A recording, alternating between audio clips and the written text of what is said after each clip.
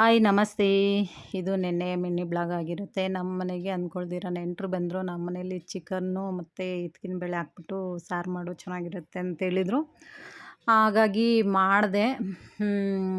ಮತ್ತು ನನಗೆ ಅವ್ರನ್ನ ನೋಡಿದಾಗ ಒಂದೇ ವಿಷಯ ನೆನಪಾಗಿದ್ದು, ನಾವೇನು ಇಲ್ಲ, ಫುಲ್ಲು ಲೋ ಆಗಿಬಿಟ್ಟಿದ್ದೀವಿ.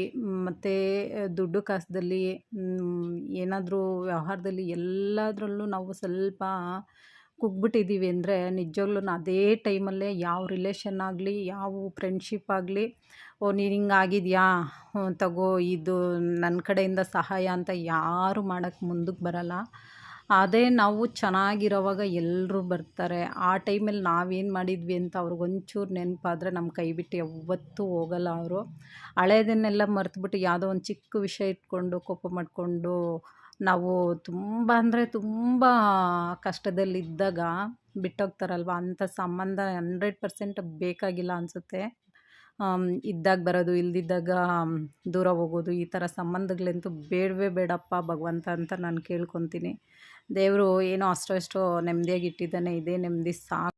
ಎಕ್ಸ್ಪೆಕ್ಟೇಷನ್ ಇಟ್ಕೊಂಡು ಸಂಬಂಧನ ಬೆಳ್ಸೋಕ್ಕೆ ಬರ್ತಾರಲ್ವ, ಸಂಬಂಧ ಆಗಲಿ ಇಲ್ಲಾಂದರೆ ನಮ್ಮ ಫ್ರೆಂಡ್ಸಲ್ಲಾಗಲಿ, ಆ ಎಕ್ಸ್ಪೆಕ್ಟೇಷನ್ ಇಟ್ಕೊಂಡು ಬಂದವ್ರನ್ನಂತೂ ನಿಜವಾಗ್ಲೂ ಹತ್ರಕ್ಕೆ ಸೇರ್ಸೋಕ್ಕೆ ಹೋಗಬೇಡಿ. ನಾನು ತುಂಬ ಅನುಭವಿಸ್ಬಿಟ್ಟಿದ್ದೀನಿ. ಆದ್ರೂ ನನಗೆ ಆ ಟೈಮಲ್ಲಿ ನನ್ನ ಕಷ್ಟದ ಕಾಲದಲ್ಲಿ ಕೆಲವರೆಲ್ಲ ಹೆಲ್ಪ್ ಮಾಡಿದ್ದಾರೆ. ತುಂಬ ಥ್ಯಾಂಕ್ಸ್ ಹೇಳ್ಬೇಕು ಅವ್ರಿಗೆ. ಮತ್ತು ಈ ಥರ ಜನಗಳಿದ್ರೆ ಖಂಡಿತ ದೂರ ಇಟ್ಬಿಡಿ. ನಾವು ಬೆಳೆಯೋಕ್ಕಾಗಲ್ಲ. ನಾವು ಬೆಳೀತಾ ಇದ್ರೂ ನಮ್ಮನ್ನು ನೋಡಿ ಹೊಟ್ಟೆ ಉರಿ ಬೀಳ್ತಾರೆ ಹೊರತು ನೀವು ಮಾಡ್ತಾ ಇರೋದು ಸರಿ ಚೆನ್ನಾಗಿದೆ ಅಂತ ಯಾರೂ ಹೇಳಲ್ಲ. Thank you.